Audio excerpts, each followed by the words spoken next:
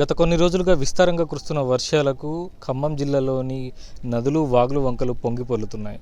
పూర్తిగా చూసుకున్నట్లయితే భద్రాచలం వద్ద గోదావరి మరోసారి ఉగ్రరూపం దాల్చనుంది. ప్రస్తుతం గోదావరి 38 నుంచి 39 అడుగుల వరకు కూడా అక్కడ గోదావరి పారుతుంది. 7 లక్షల క్యూసెక్ల నీరు భద్రాచలం వద్ద గోదావరి నుంచి దిగువకు అయితే పొంగుతున్న పరిస్థితి ఉంది.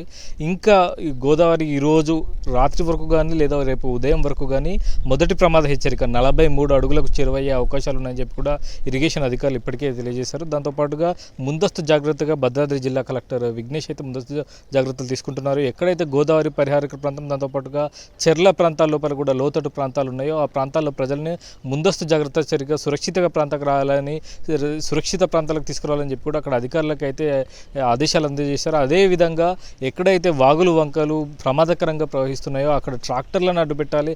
ఆ రహదారులు ఎక్కడైతే ప్రమాదకరంగా ఉన్నాయో ఆ రహదారుల నుంచి ఎటువైపు కూడా రాకపోకలు లేకుండా స్థానిక అధికారులు ముందస్తు జాగ్రత్తలు తీసుకోవాలి. ఎటువంటి ఇబ్బందులు లేకుండా చూసుకోవాలి. ఎటువంటి నష్టం జరగకుండా చూసుకోవాలని చెప్పి కూడా కలెక్టర్ అక్కడ స్థానిక రెవెన్యూ శాఖతో పాటు మిగతా అధికారులందరినీ కూడా సూచించడం జరిగింది. దాంతోపాటుగా 2 SDRF బృందాలు, 2 RDA బృందాలు కూడా అక్కడ పూర్తి స్థాయి లోపల కూడా రక్షణ చర్యలకు సిద్ధమయ్యాయి. ఎక్కడెక్కడైతే ప్రమాద ప్రాంతాలు ఉంటాయో అక్కడ ప్రత్యేకంగా బోట్లను కూడా ఏర్పాటు చేశారు.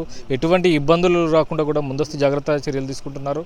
ప్రధానంగా చూసుకున్నట్లయితే గత కొన్ని 2-3 సంవత్సరాలుగా కూడా గోదావరి దగ్గర ఉగ్ర రూపం దాల్చుతూ ఉంది. పూర్తి స్థాయి లోపల కూడా గోదావరి చుట్టుప్రక్కల ప్రాంతాలు ఎక్కడైతే భద్రాచలం దగ్గర ఉన్న లోతట్టు ప్రాంతాల్లో ప్రజలు పెద్ద ఎత్తున కూడా ఇబ్బందులు పడుతూ ఉన్నారు. దీనికి సంబంధించి మాకు ఒక శాశ్వత పరిష్కారం కూడా చూపెట్టాలని చెప్పి కూడా గతంలో పలుమార్లు విజ్ఞప్తి చేయడం జరిగింది. దాంతోపాటుగా గోదావరి కరకట్ట చుట్టూ కూడా ఒక 10 కిలోమీటర్ల మేర ఆ గోదావరి ఎక్కడైతే మెయిన్గా భద్రాచలం పట్టణం ఉందో ఆ భద్రాచలం పట్టణ వాసులకు ఎటువంటి ఇబ్బందులు కలగకుండా గోదావరి కట్టని కూడా పెంచాలని చెప్పి కూడా వాళ్ళు గత కొన్ని సంవత్సరాలుగా కూడా డిమాండ్ చేస్తూ ఉన్నారు. పూర్తి స్థాయి లోపల కూడా తుమ్మల నాగేశ్వరరావు గోదావరి ఎప్పుడైతే కానీ ఉగ్రరూపం దాల్చిందో అప్పుడైతే కాంగ్రెస్ పార్టీ ఖచ్చితంగా దీన్ని పూర్తి స్థాయి లోపల కూడా పరిష్కరిస్తుంది అని చెప్పి కూడా మాట ఇవ్వడం జరిగింది. దానిపై ఇప్పుడు భద్రాచలం వాసులు అయితే తుమ్మల గారు ఇచ్చిన మాట మీద అయితే ఆశ పెట్టుకున్నట్టుగా తెలుస్తుంది. మొత్తం మీదుగా చూసుకున్నట్లయితే భద్రాచలం వద్ద గోదావరి మరోసారి ఉగ్రరూపం దాల్చే అవకాశాలు పుష్కలంగా కనబడుతున్నాయి. ఇప్పటివరకు అయితే 40 అడుగులకు ఈరోజు రాత్రి వరకు 40 అడుగుల వరకు చేరుకోవచ్చని అంచనా వేస్తున్నారు.